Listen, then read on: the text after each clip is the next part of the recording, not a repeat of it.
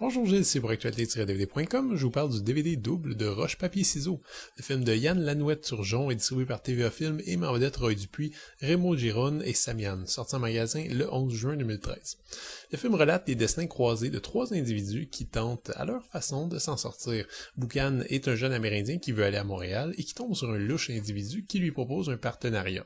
Vincent est un médecin qui travaille pour une organisation criminelle et qui aimerait bien décrocher de cet employeur gênant.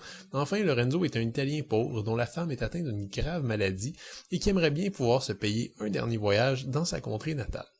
Je sais pas si c'est moi, mais j'ai l'impression que le pluriculturalisme, multiculturalisme ou comme vous voulez l'appeler, le pluriculturalisme de la société québécoise commence enfin à se refléter dans son cinéma. Certains y verront, une fois de plus, la preuve d'une perte d'identité pour un peuple qui a renoncé à ses projets de société, d'autres y verront peut-être la trace odieuse d'un compromis culturel que le 7e art de chez nous a accepté de faire en échange d'une plus grande ouverture commerciale sur le monde.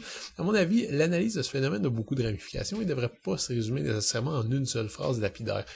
Pourquoi pas, selon moi? S'il y a des films comme Sortie 67 qui voient le jour, ça n'empêchera pas non plus des œuvres qui traitent directement de la question identitaire et politique de voir le jour. Je pense par exemple au film de Bernard Raymond, qui est un petit peu plus social peut-être, ou plus récemment à Laurency de Mathieu Denis, Simon Lavoie.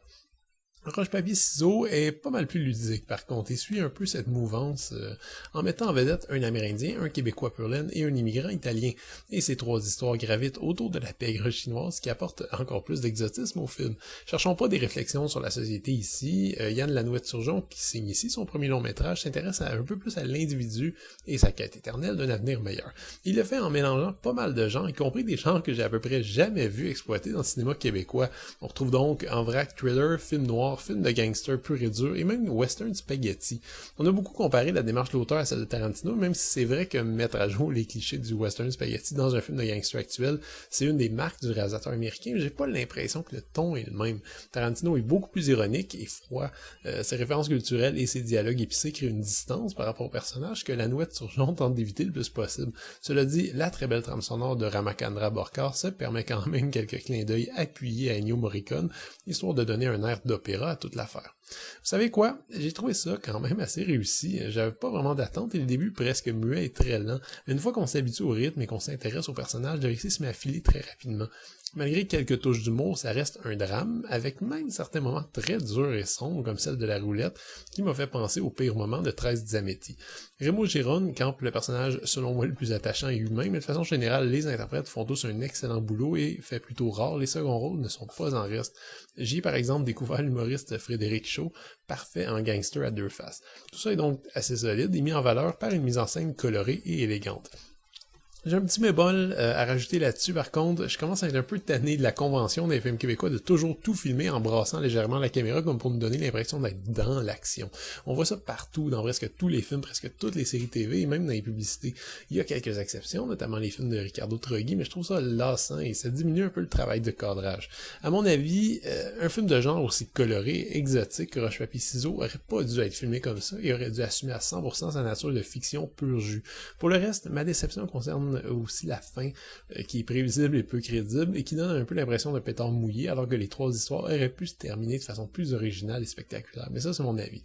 Parce que globalement, je considère Roche-Papier-Ciseaux comme un bien bon divertissement très prometteur pour le nouveau réalisateur. Le DVD est présenté en 2x35 anamorphique avec piste audio en français stéréo, ce qui est, selon moi, un peu décevant aussi. Les sous-titres optionnels sont offerts en anglais. La surprise s'est trouvée autant de bonus sur cette belle édition de DVD. Le premier DVD contient donc le film, ainsi qu'une piste de commentaires du réalisateur et du directeur photo qui en sont tous les deux à leur premier projet de long-métrage. C'est une piste assez détendue, les deux s'entendent très bien, mais qui reste intéressante. Les gars ont quand même un paquet d'anecdotes de tournage. Tous les autres bonus se trouvent sur le deuxième DVD. On peut y voir en premier lieu un making d'environ 25 minutes, avec sous-titres optionnels en anglais. 5 scènes supprimées avec piste de commentaires optionnels et 11 capsules web d'environ 2 minutes, un peu plus promotionnelles évidemment, mais quand même amusantes. La section bande-annonce contient une bande-annonce du film ainsi qu'un paquet d'autres bandes-annonces d'autres films distribués par TVA Film. Votre appréciation de Roche-Papier-Ciseaux dépendra sans doute de ce que vous voudrez y trouver. Pour ma part, j'ai vraiment été captivé par cet univers très visuel qui emprunte à beaucoup de genres tout en gardant une identité assez québécoise, particulièrement montréalaise, et ça sans ressasser les lieux communs habituels à notre cinématographie, ce qui n'est pas un mince exploit.